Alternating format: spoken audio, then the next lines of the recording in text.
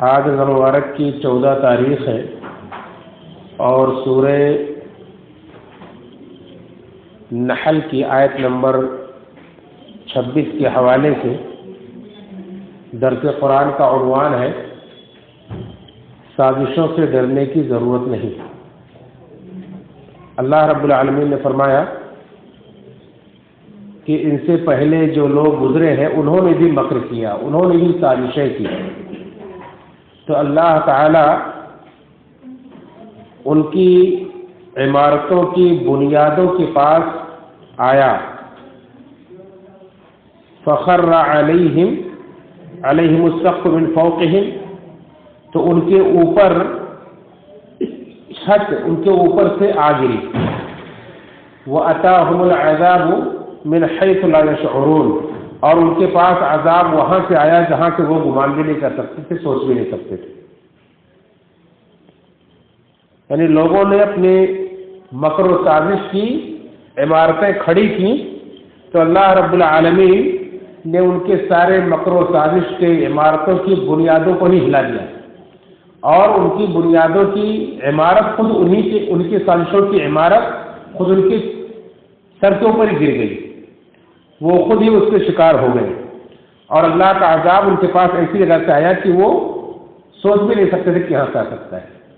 اس طرح سے اللہ رب العالمین اور بھی جگہوں پر بیان فرمایا ہے کہ وَلَا يَحِيقُ الْمَكْرُ السَّيِّئُ إِلَّا بِأَهْلِهِ، کہ جو برا مکر کرتے ہیں، سازشیں کرتے ہیں، وہ ان کو ہی گھیر لیتی ہے۔ یہ سورہ نحل کی آیت نمبر 26 ہے۔ بعض مفسرین نے کہا کہ یہ اشارہ ہے ابراہیم علیہ السلام کے زمانے میں جو نمرود بادشاہ تھا اس کی طرف اللہ نے اشارہ کیا ہے۔ مکہ کے مشرکین کو یہ آیت نازل کر کے اللہ تعالیٰ سنا رہا ہے، انہیں دھمکا رہا ہے کہ دیکھو نبی کے خلاف تم سازشیں کرتے ہو نا، تم سے پہلے کے لوگ اس طرح سے سازشیں کر چکے، بڑے بڑے بادشاہ گزرے، تم تو کچھ بھی نہیں ہو۔ نمرود اتنا بڑا بادشاہ تھا، اس نے بہت بڑی بلڈنگ بنائی تھی اور سوچا تھا کہ اللہ رب العالمین سے جنگ کرے گا۔ اللہ رب العالمین نے اس بلڈنگ کا نیچے کا پایا ہلا دیا اور وہ پوری چھت گری اور وہ اس کے نیچے رکھ کے مر گئے۔ بعض لوگوں نے کہا کہ اس سے مراد بخت نصر ہے۔ تو اس طرح سے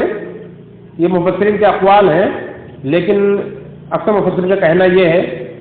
کہ یہاں کسی خاص عمارت کی بات نہیں ہو رہی، بلکہ جو مکر و سازش کرنے والی قومیں گزری ہیں، جو مشرکین اپنے شرک کو باقی رکھنے کے لیے توحید کے خلاف سازشیں کرتے ہیں،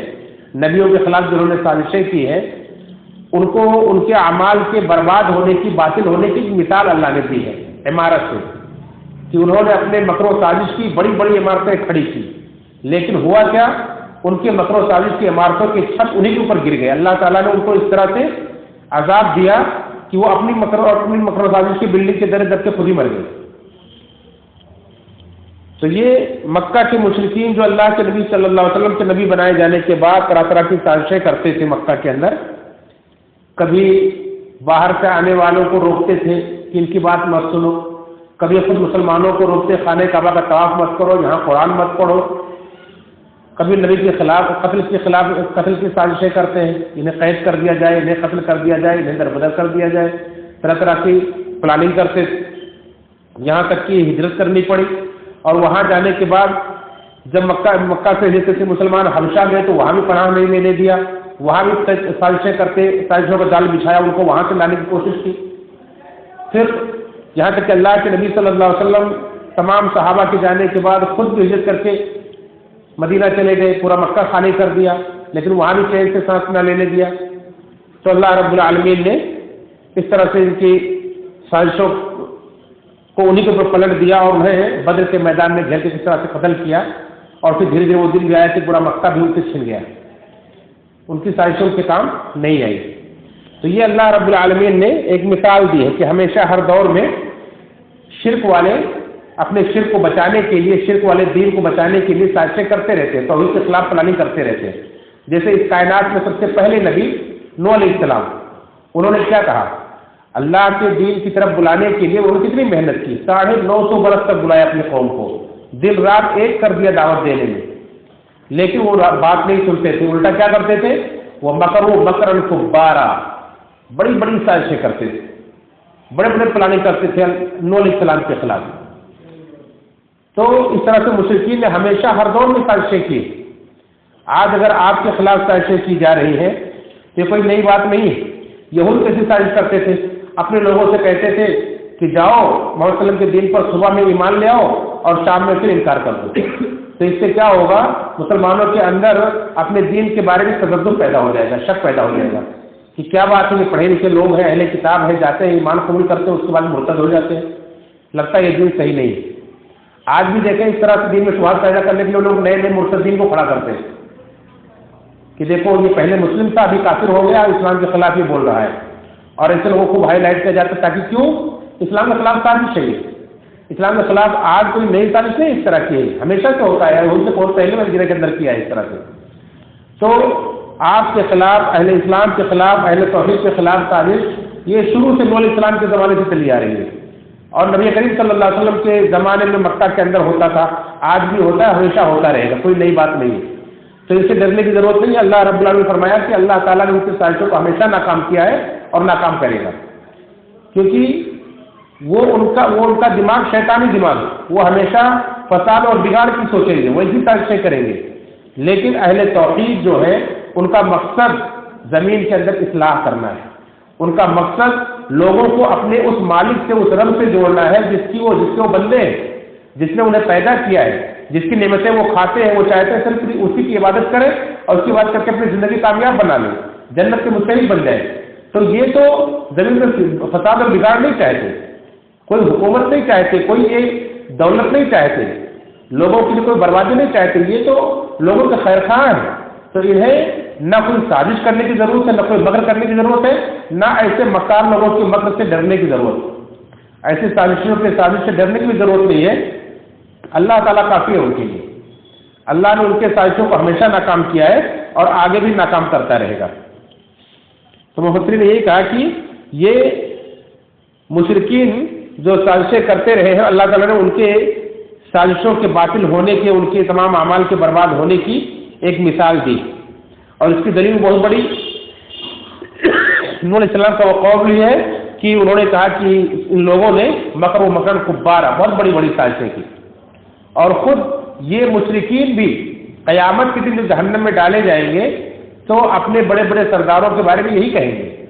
کیا کہیں گے؟ سورہ صبح کی آیت نمبر 33 آپ پڑھیں, اللہ رب العالمین نے بیان فرمایا ہے کہ وہ کہیں گے کہ تمہاری وجہ سے ہم جہنم میں آئے. کیوں؟ بل مکر اللیل والنہار اذ تأمروننا ان نکفر باللہ ونجعل له اندادا. تم دن رات مکر کرتے تھے, تم سازشیں کرتے تھے کہ ہم اللہ کا انکار کریں, ہم اللہ تعالیٰ کی شریک بنائیں. تم نے اپنی سازشوں اور مکر سے ہمیں اس راستے پر ڈالا ہے. تو اپنے بڑوں کو, اپنے سرداروں کو اس طرح سے مشرکین, ان کے جو چھوٹے پیروکار ہوں گے جن کی وجہ سے جہنم میں گئے, ان اپنے سرداروں کے بارے میں یہ گواہی دیں گے اور کہیں گے کہ یہی دن رات مکر کرتے تھے, اس کی وجہ سے ہمیں جہنم میں آنا پڑا ہے. تو یہ اہل شرک, اہل کفر اس طرح سے ہمیشہ سازشیں کرتے ہیں تاکہ اپنے کفر اور شرک پر لوگوں کو لوٹائیں. کبھی گھر واپسی کی بات کریں گے, کبھی نماز نہیں پڑھنے دیں گے, کبھی اذان نہیں دینے دیں گے, کبھی قرآن کے خلاف سازش, کبھی طرح طرح کے ہتھ استعمال کریں گے اور اہل توحید کے راستے میں رکاوٹیں کھڑی کرتے رہیں گے. لیکن اہل ایمان کو, اہل توحید کو ان سے بالکل ڈرنے اور گھبرانے کی ضرورت نہیں ہے. اللہ رب العالمین کے بندے ہیں, اللہ رب العالمین کی عبادت کرتے ہیں, لوگوں سے بھی وہ طلبہ کرتے ہیں, اور اللہ رب العالمین کے لیے جیتے اور مرتے ہیں. تو اللہ رب العالمین کی طرف سے کافی. اللہ رب العالمین نے ہمیشہ ان کے مکر کو ناکام کیا اور آگے بھی ناکام کرے گا قیامت تک کے لیے. اللہ رب العالمین اس طرح کی سازشوں سے باخبر ہے. اللہ نے فرمایا وَأَتَاهُمُ الْعَذَابُ مِنْ حَيْثُ لَا يَشْعُرُونَ. اللہ کا عذاب ان کے پاس ایسی جگہ سے آیا کہ وہ سوچ بھی نہیں سکتے تھے, انہیں گمان بھی نہیں تھا کہ یہ بھی ہو سکتا ہے. اللہ رب العالمین کے لیے کیا بڑی بعید ہے کہ ایک ذرا سا زمین کو جھٹکا دے دے, ایک ذرا سا ہوا چلا دے, تھوڑا سا پانی بھیج دے, مختلف طریقے سے اللہ کا عذاب آ سکتا ہے, مختلف طریقے سے اللہ تعالیٰ کی سازشوں کو ناکام کر سکتا ہے. اللہ رب العالمین سے دعا رب العالمین سب کو صحیح معنوں میں اپنے دین کی حقیقت کو اور اہل مکر کے, اہل سازش کی سازشوں کو سمجھنے کی توفیق فرمائے, اور اللہ تعالیٰ ہم سب کو صحیح معنوں میں موحد مسلمان بنائے, اللہ کو بھروسہ کرنے والا بنائے. آمین تقبل یا رب العالمین.